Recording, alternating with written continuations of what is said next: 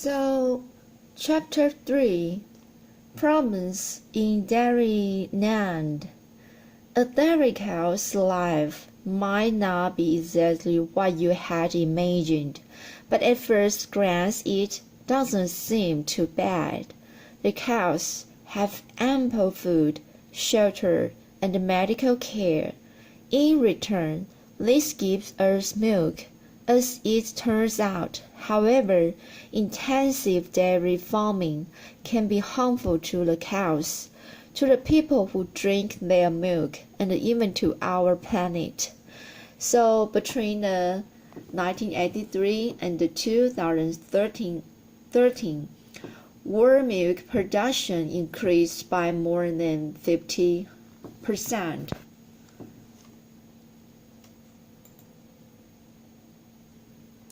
Cows and calves.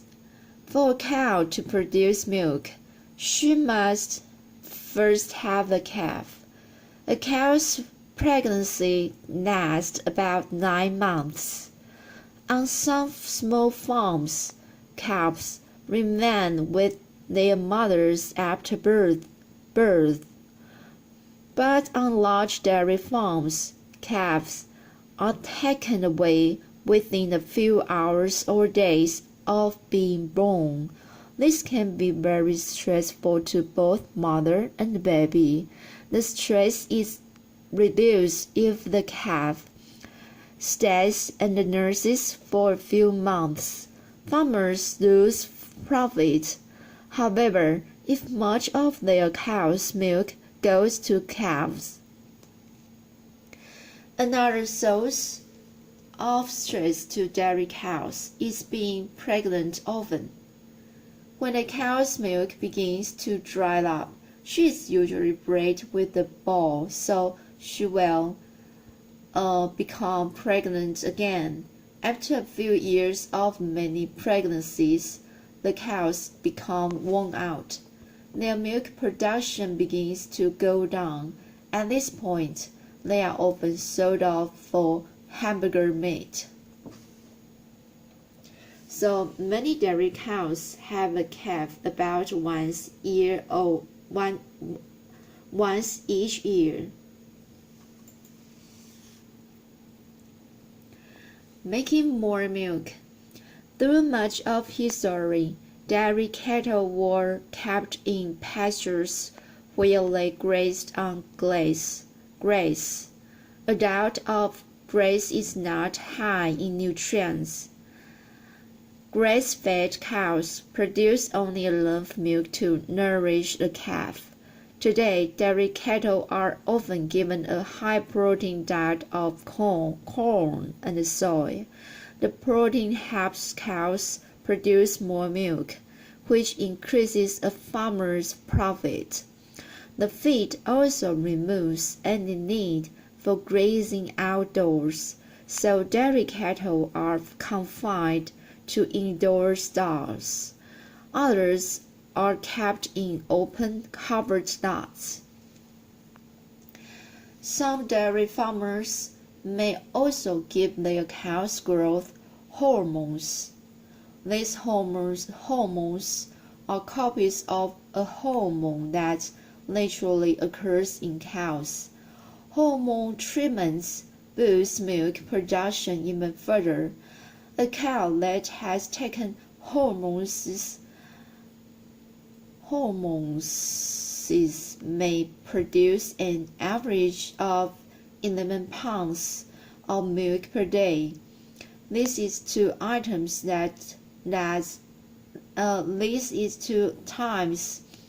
the amount an untreated grass-fed cow produces.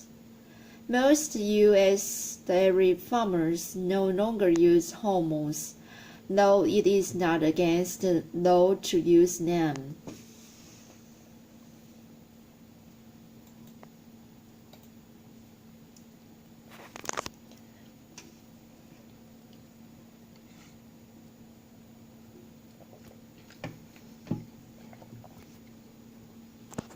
Producing a lot of milk is very hard on cow's body.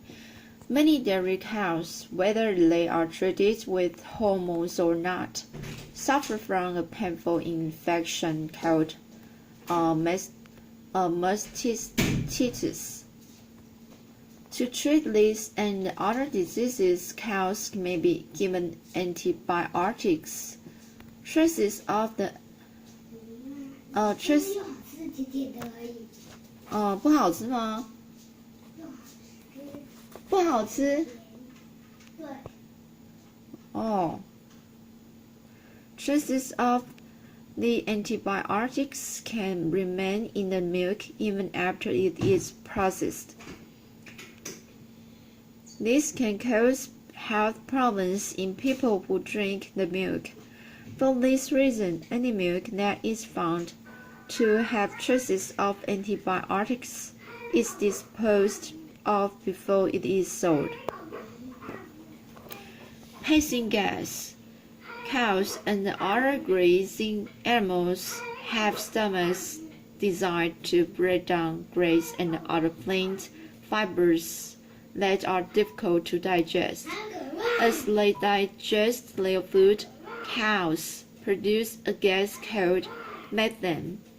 This gas makes its way into the atmosphere when the animals passes gas or burps. Methane contributes to climate change and the warming of our planet.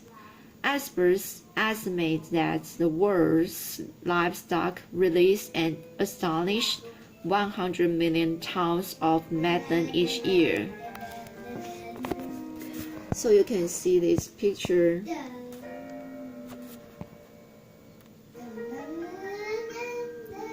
Energy from the sun reaches Earth. Methane and other gases in the atmosphere trap the energy. This warms the planet. 3. Some animal escapes back into space. What's the solution? To make money, most dairy farmers must push their cows to produce large quantities of milk. They cannot reserve much milk for their cows' calves. And when the cow's milk production starts to go down, the farmer must remove her from the herd. Is there a way for farmers to treat cows more humanely and still make a profit? The answer is yes, but it requires many changes.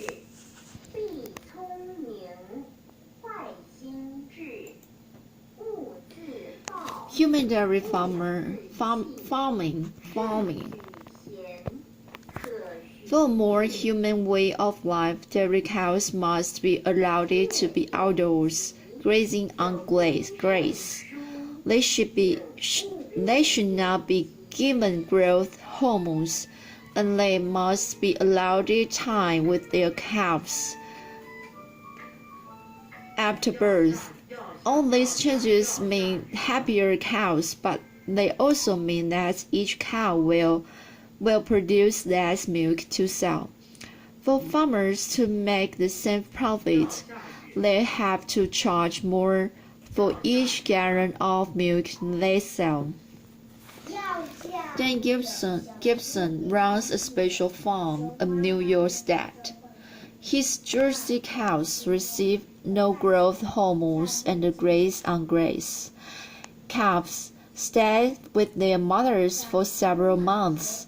13 of Gibson's cows produce about as much milk as 2 horses on a conventional dairy farm. Gibson's milk sells for roughly US $7 per half gallon, compared to about US $3 for conventional and $4 of organic milk. Unfortunately, this can make Gibson's milk unaffordable for many people. So this is the timeline of the life of a dairy cow. One day, a calf is born and is usually taken from its mother in its first few hours. 6 to 8 weeks, the calf drinks milk or a milk replacer, which is like baby formula. It gradually switches to solid food such as hay, feed, and grass.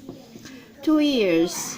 The young cow has its first calf and begins producing milk for the farm. 4 years. The cow has reached full size. It has a calf about once a year. 5 to 15 years. The cow no longer produces much milk and is removed from the herd. If more consumers demand milk and dairy products from humanly treated animals, more farmers will change their practices. As more farmers produce animal-friendly products, the supply will go up. Perhaps in time, prices may go down, making the products affordable to more people. Such changes will drive a real and positive impact on the lives of dairy cattle. So let me read about the big debate. Is high-fat dairy better than low-fat dairy? Milk and dairy products are an important part of our diet. But what kind of milk should we drink? For decades, the USDA has recommended we choose low-fat or fat-free options. Other experts have argued full-fat dairy might be the better choice, but science say their options are healthier. Which side do you agree with? Yes, we should choose high-fat dairy.